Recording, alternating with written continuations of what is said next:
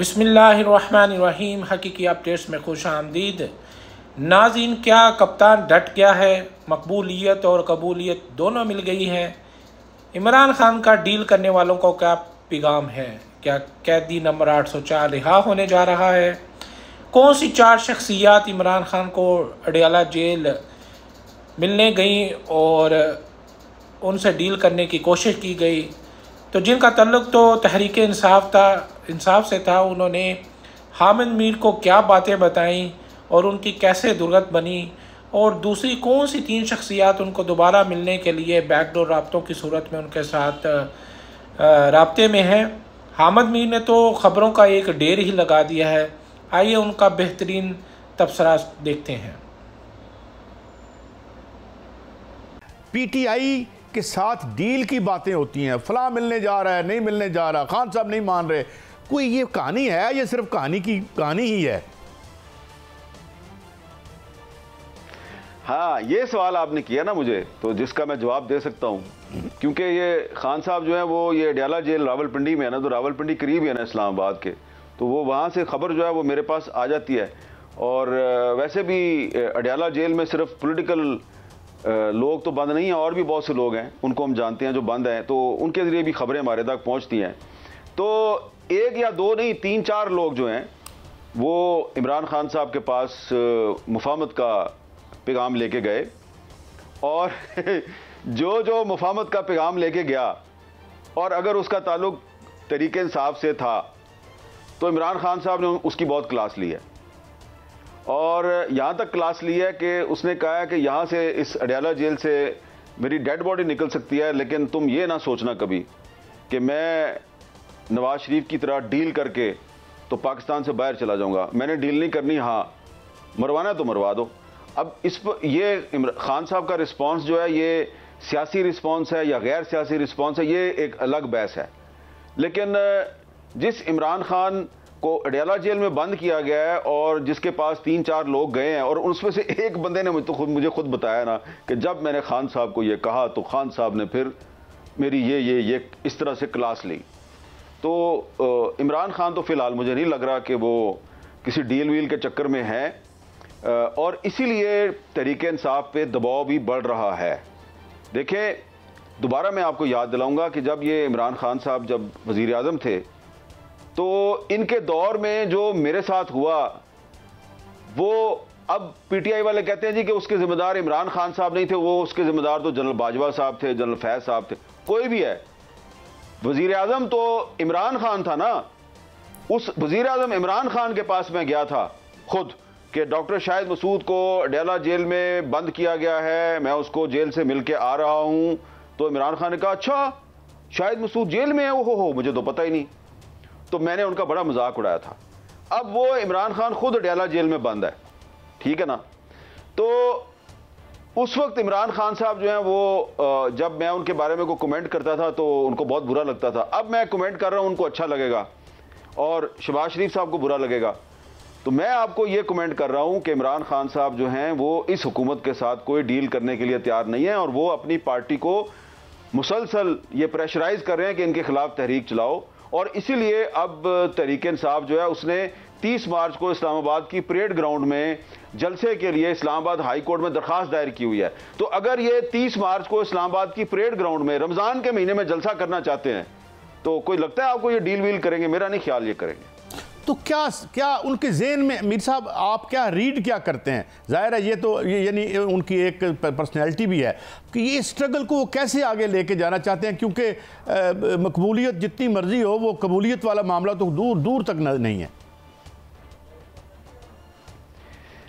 देखिए, जितना मैं इमरान खान साहब को जानता हूं ना, वो जब कोई चीज़ सोच लेते हैं ना, फैसला कर लेते हैं, तो उसके आफ्टर इफेक्ट्स के बारे में वो ज़्यादा नहीं सोचते। वो आमतौर पे कहते हैं बस ठीक है, अल्लाह मालिक है, फैसला वो कर देते हैं। तो मेरा ख्याल है ये फैसला भी उन्होंने इसी तरह किया है। और जो डील का पैगाम लेके गए थे, उनको उन्होंने यही कहा कि यार आप मेरी फिक्र ना करें, मेरा अल्लाह मालिक है। अच्छा मीर साहब, वन लास्ट क्वेश्चन, आपने हमें बहुत टाइम दिया, आपका बहुत शुक्रिया। मगर पहले एक आखिरी सवाल, ये मियाँ साहब जो पंजाब काबीना में बैठे हैं, तो डू यू थिंक कि इसको इग्नोर कर देना चाहिए और अदालत में जाके इसको बहुत ज़्यादा इशू बनाना ज़रूरी था, या उन्हें नहीं बैठना चाहिए था? आपकी क्या राय है? काजी साहब, पहले मुझे आप ये बताएं कि आप चाहते क्या हैं। नवाज शरीफ साहब जो हैं वो जब लंदन से फ्लाई किया और वो पाकिस्तान पहुंचे और उन्होंने जलसे से खिताब किया, और फिर जब इलेक्शन की कैंपेन चली तो मुस्लिम लीग नून ने नारा लगाया पाकिस्तान को नवाज दो।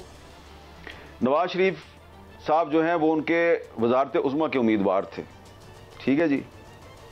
फिर वो मानसहरा से एक सीट हार गए, लाहौर से जीत गए, वो वज़ीर आज़म के उम्मीदवार थे भाई। अब वो खुद वज़ीर आज़म नहीं बने, उन्होंने अपने भाई को वज़ीर आज़म बना दिया है और अपनी बेटी को उन्होंने चीफ मिनिस्टर बना दिया है। अब आप क्या चाहते हैं कि अगर मरियम नवाज चीफ मिनिस्टर बन गई है और किसी इजलास में नवाज शरीफ साहब भी बैठ गए हैं तो वो ना बैठें? आइनी और कानूनी लिहाज से आप बात करें ना, तो आइनी और कानूनी लिहाज से नवाज शरीफ साहब को नहीं बैठना चाहिए। लेकिन आप ये देखें कि पंजाब का वज़ीर ख़जाना जो है वो बजट तकरीर पेश करता है जब पंजाब असम्बली में, तो वो नवाज शरीफ की तस्वीर रखी होती है उसने।